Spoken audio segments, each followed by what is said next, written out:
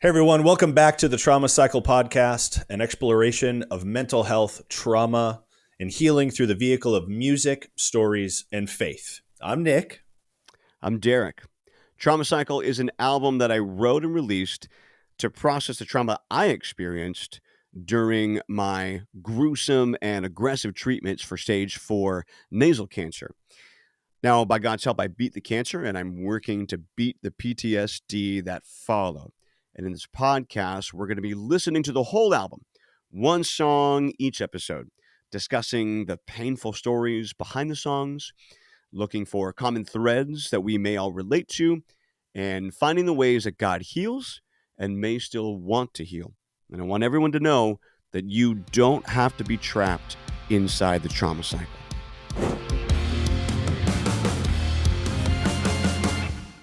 If you're watching on YouTube, give us a like. That would help a lot. And if you're on the podcast app, if you could leave a review, that would also help us a lot. You can listen to Trauma Cycle by Derek North on Spotify, Apple Music, YouTube, and wherever else you stream your music. Now, on this episode, we're going to be discussing the song Mirror My Enemy. Derek, what is this song about? The story behind this song, I was diagnosed at 37.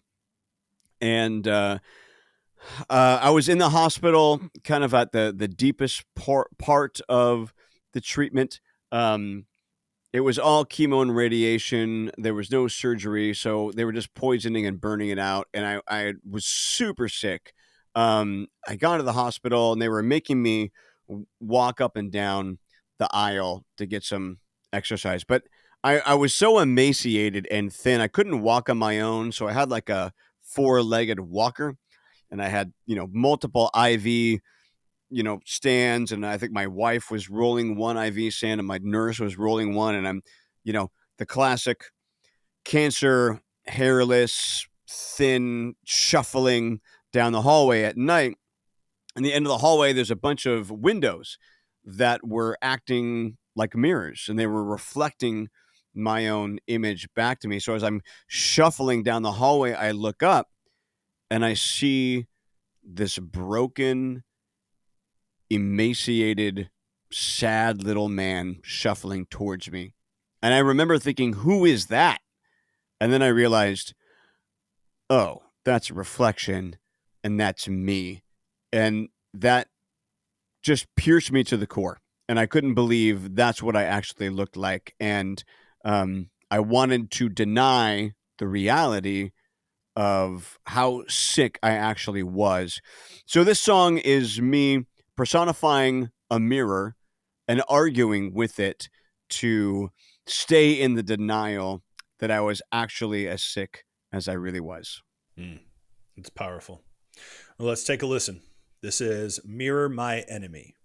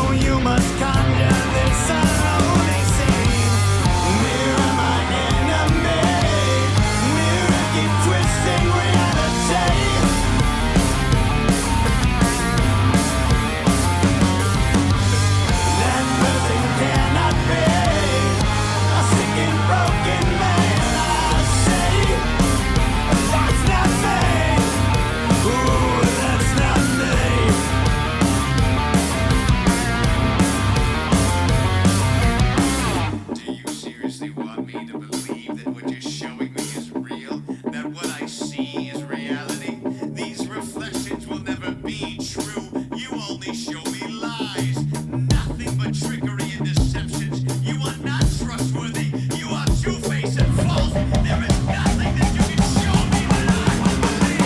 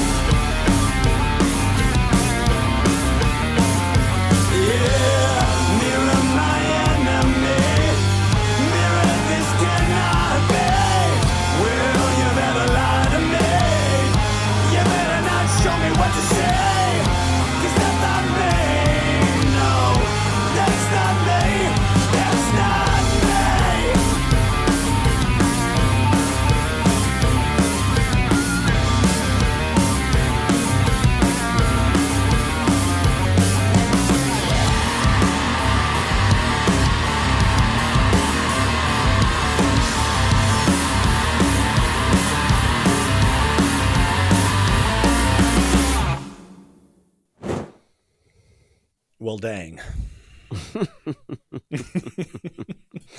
Oh boy. That's one of the heavier songs on the album. Is that the heaviest you would say? Yeah, that definitely. I think it's the most aggressive. Yeah. Mm-hmm. It's such a rage-filled song, and I had to. I don't know how to scream. I sing worship songs at church, so I had to learn how to do this stuff. And try to channel that rage and express it. But what am I raging against? I'm raging against reality.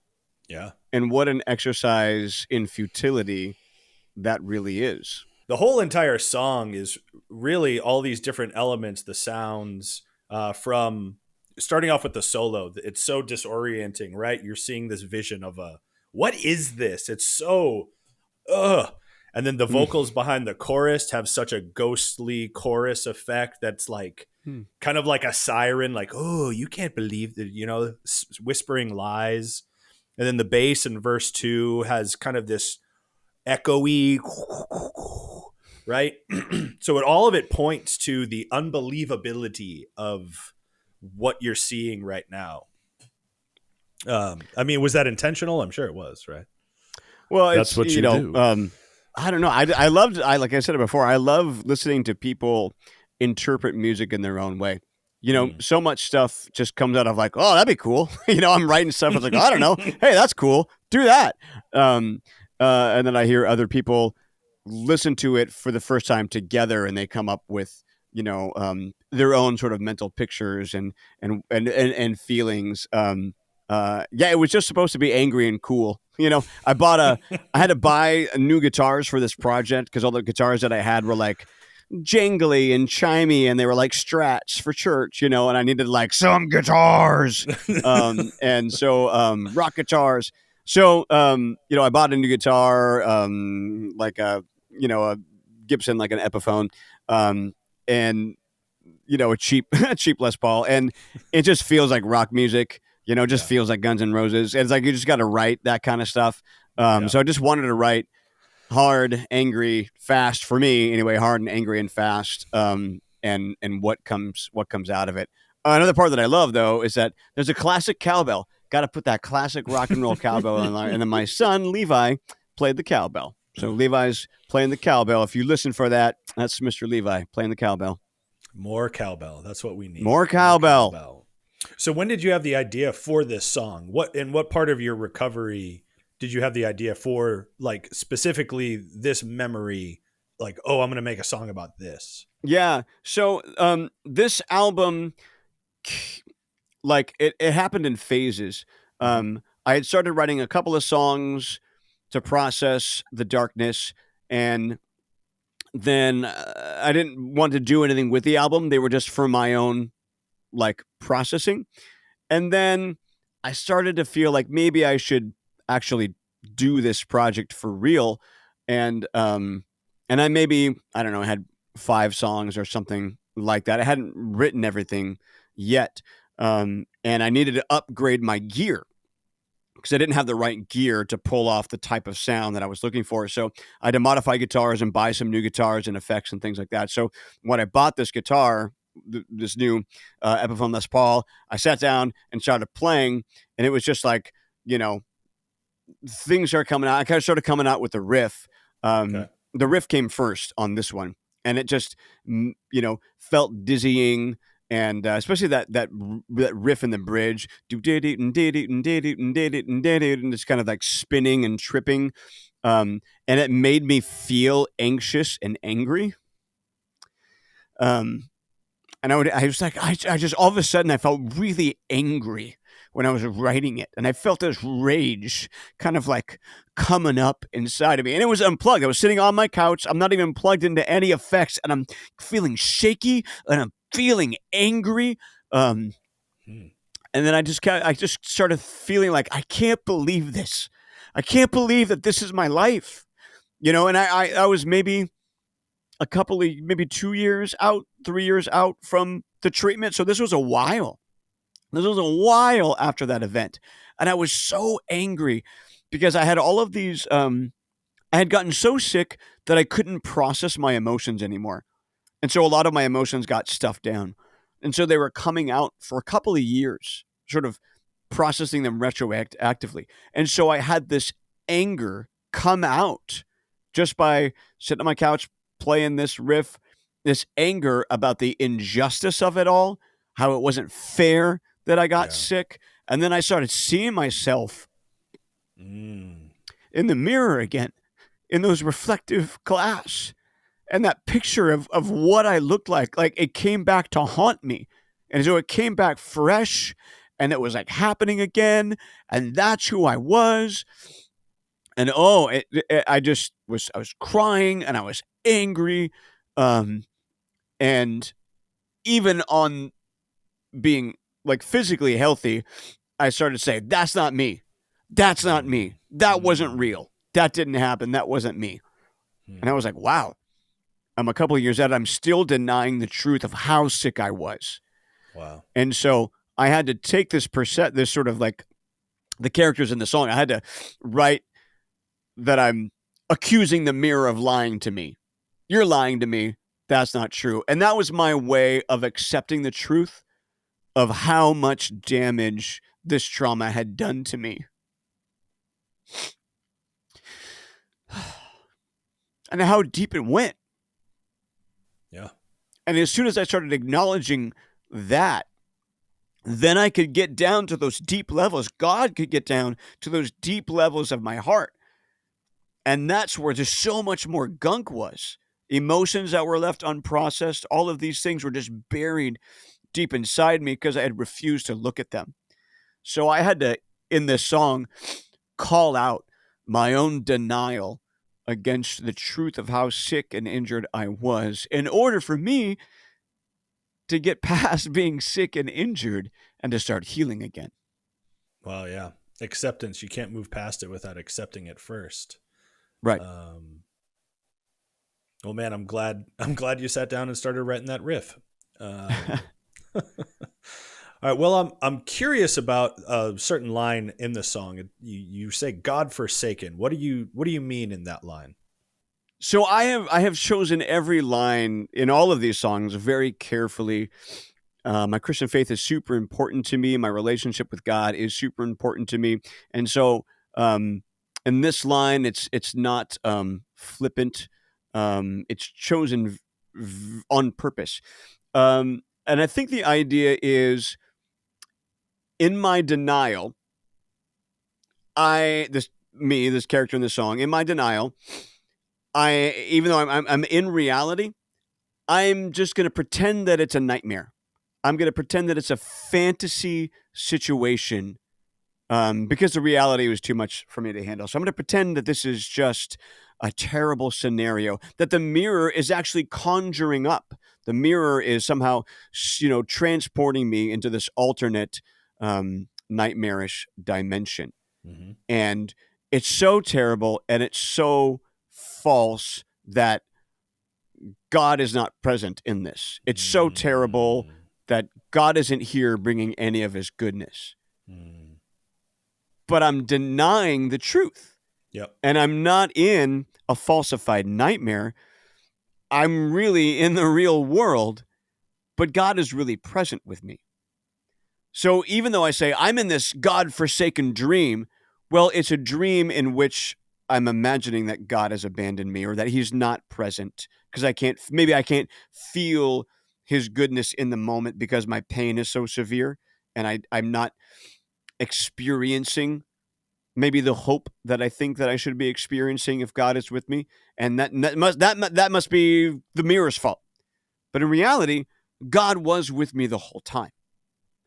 And if I'm in a place where I'm denying the objective truth that I am sick and broken and I'm in desperate need of him physically in that moment, but even mentally beyond when the cancer was healed and I was dealing with my PTSD, if I'm denying how sick I am, then I'm denying God's ability to help heal me.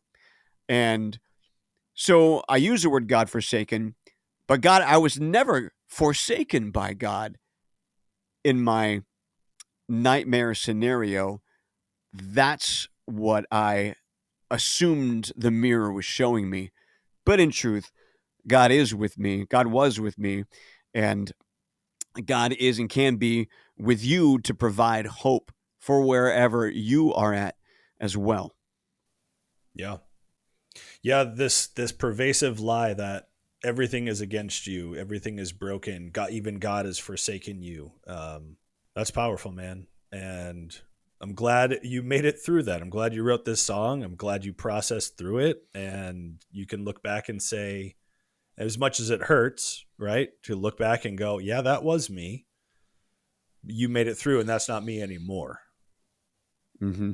You are not that it's person. It's not me. At the time, I was denying, saying this is not me.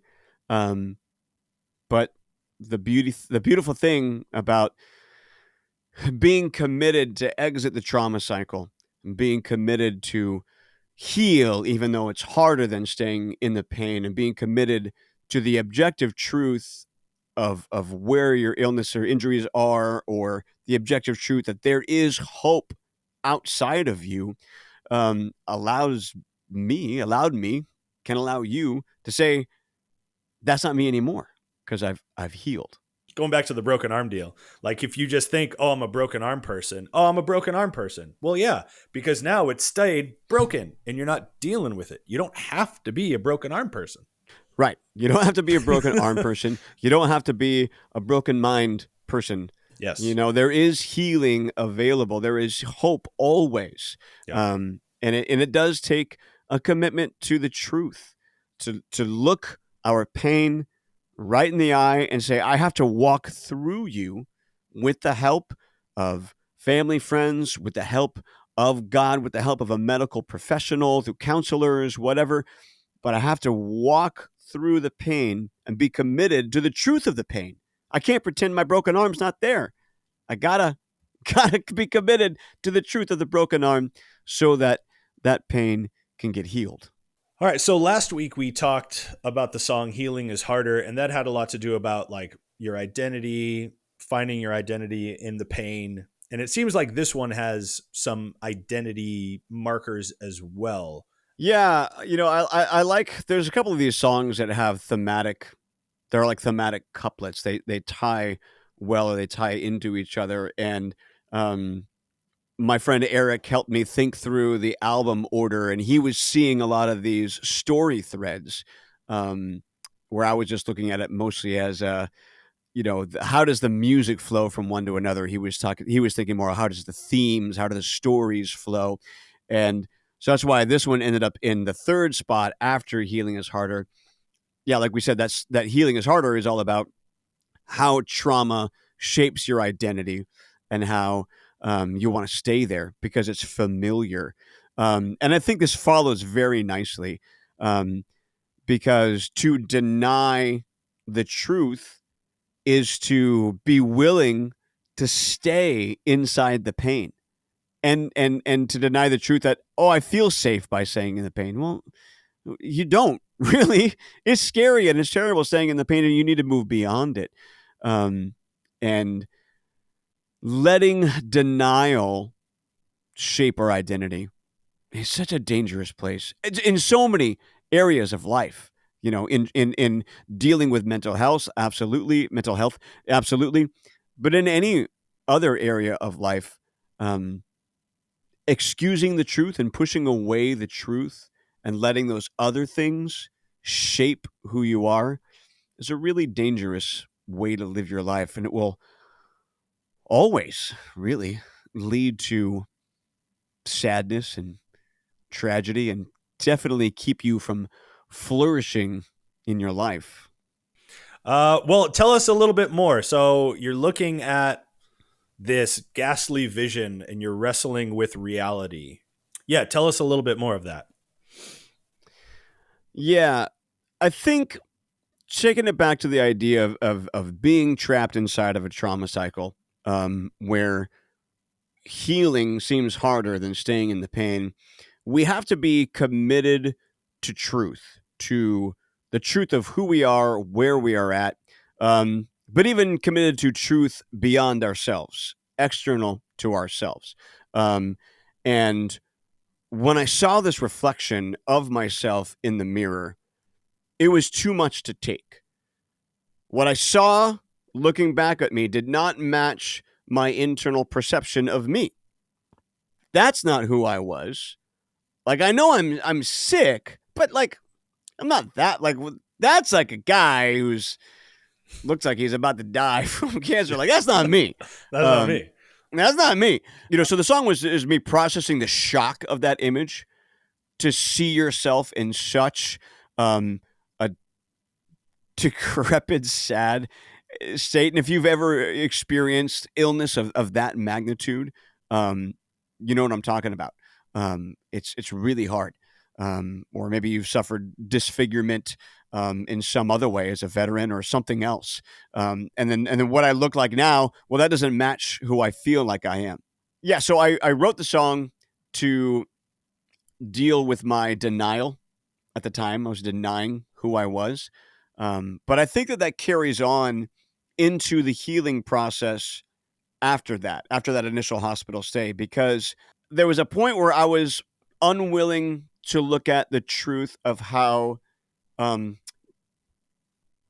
damaged my brain was and how injured my brain was. Like, I was refusing to look at my mental health. I didn't know how injured I was in my mind. And I'm sure that's the truth for a lot of us. Either we don't know how we've been injured mentally, or maybe we have an idea, but we're not willing to look at how severe it is. But we have to be committed to the truth of how sick we are or how hurt we are in order to get healthy. Going back to the analogy of the broken arm that we used in episode 1, if I broke my arm and I just denied the reality that my arm is broken, I broke my right arm and I just pretend that it was fine, and I just started using my left hand for everything else, I would never heal. And that bone would be broken forever. And then I would be, physically debilitated for the rest of my life. I have to be committed to the truth that my arm is broken and I need medical attention. We have to be committed to the truth of where we are, where our injuries are mentally, how severe they are, where we are perhaps in the trauma cycle, or if we're willing to stay in our pain. And we have to be committed to analyzing all of that so that we can move from there. Because if we're living in denial, then we're not moving out of it. Yeah. They say that misery loves company. Mm-hmm. And to find people that can empathize with your pain or with the anger or the disappointment or the grief, that's really valuable. Not even just sympathize, but empathize. If someone like, I had chemo, I get you, or I lost my spouse, I get you, whatever it is, that is so validating. And sometimes you just need someone to sit with you, to be with you. And I would say sometimes you just need somebody to scream with you. And there is something healthy about just getting out all of those emotions. Like, I had all this latent anger that I had to get out. And this was my song to get that anger out. And I had to, like I said before, I had to learn how to scream to get this album made. But man, if you need somebody to scream with you, like, let's put this song on and just like scream it out. And this is a healthy spot. This is a healthy song. This is a healthy project because this project is not about staying in the pain. It's about moving us forward to a place where we can be healthy again, and our brains can be healthy again, our hearts can be healthy again. We can process these pains. So you need something to scream along with, man, put on this song and let's go scream together. You heard it, folks. Put it on. Let's scream together. Woo! Derek, thank you for sharing your stories and your music. Everybody, make sure you join us for our next episode where we continue to listen through and discuss the trauma cycle.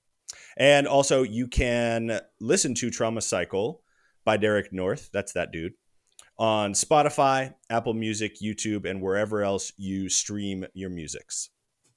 Nick, thank you so much to you and your company, Storycraft Productions, for all your good work on this podcast. I'm so thankful.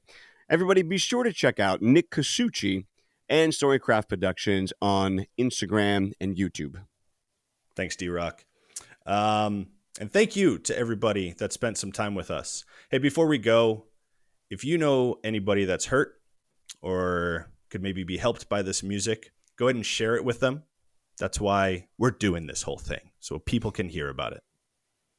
And remember, there's always hope. There's always healing. You don't have to be trapped inside the trauma cycle. Well, I'm trapped inside the trauma